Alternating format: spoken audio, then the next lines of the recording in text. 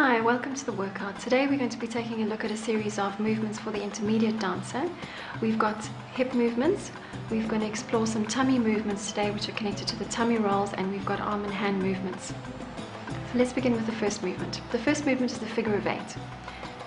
You're going to be taking your feet and placing them a little wider apart than your hips. Your knees are going to be bent, they're going to be slightly bent. And I'd like you to visualize a figure of eight that is around your feet, so that each foot is placed inside the figure of eight. And think of the cross in the middle of the figure of eight as being the center point where your belly button is. And you're going to bend your knees, and you're going to take your one hip forward and the other one back. So this one's going to go forward, this one's going to go back. And from this position, you're going to take the hip and push it out. Now you're going to circle around your foot, take it around the back. Take this hip, push it through, circle it around your foot. Take this side, push it through, circle it around your foot, and last time, push it through, circle it around your foot. Pay attention to your belly button and your torso remaining on the axis of that center point of the figure of eight. This will prevent you from pushing your bum out.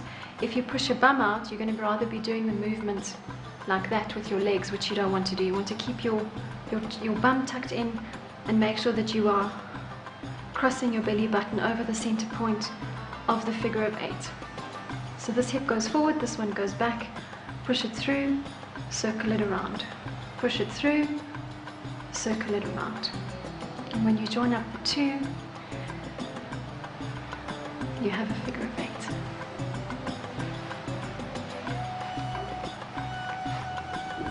The next movement is the lifted eight. You're going to take your feet and place them just outside your hips. Make sure that your knees are bent. And the movement is going to be a figure of eight moving upwards. So the figure of eight is going to be painted across your hips this way. And I want you to imagine that your hips are going to be inside a glass casing so that they are unable to move forward and backwards. This time your hips are going to be moving up and down. We're going to begin with the knee movement.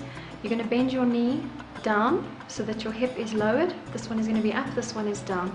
You're going to push your hip through, and then you're going to lift this hip with your foot. So you're going to lift with your foot so that this side becomes raised and this one is now lowered, and then you're going to bring your opposite knee and bend it and take the movement through. Push it through, lift it with your foot. Bring it in, take it down, push it through. Lift it with your foot, and again take it through. Bend your knee, take your hip through, push it out, lift it with your foot. Remember, the figure of eight is this way, so when we join it up, it's going to look like that. And make sure that your hips are inside a glass casing so they don't go forward and backwards, that they remain going up and down only. Your arms can be placed at the side, and that's your lifted figure of eight.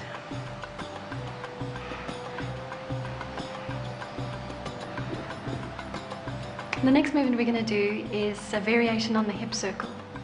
You're going to place your feet slightly outside your hips, and your knees are going to be locked, and you're going to be making a small hip circle by using your legs. So you make sure that your torso remains straight and your knees remain straight, and the circle is made by pushing from your legs. We're going to take the circle and you're going to move to the side with it, so it's going to be a side moving hip circle. And what you're going to do is take the movement with your left foot as you go around the front. Left, as you come around the back, bring your right foot in. Left, right, left, right, left, right, and last one, left, right. And then we're going to reverse it. So you're going to go around the front and you're going to go right, left, right, left, right, left, right, left. The next movement is a variation on the shimmy. It's called the tutu shimmy, and it's done on your toes, so you need to be up on your toes. Your bum is going to be tucked in, your tummy is engaged, and your hip movement is going to remain up and down. And what we're going to add is we're going to add a movement with the feet where you're moving your feet up and down, and you're going to include your hip movement and make it as quick as you can. You can alternate this movement by turning around. You can turn.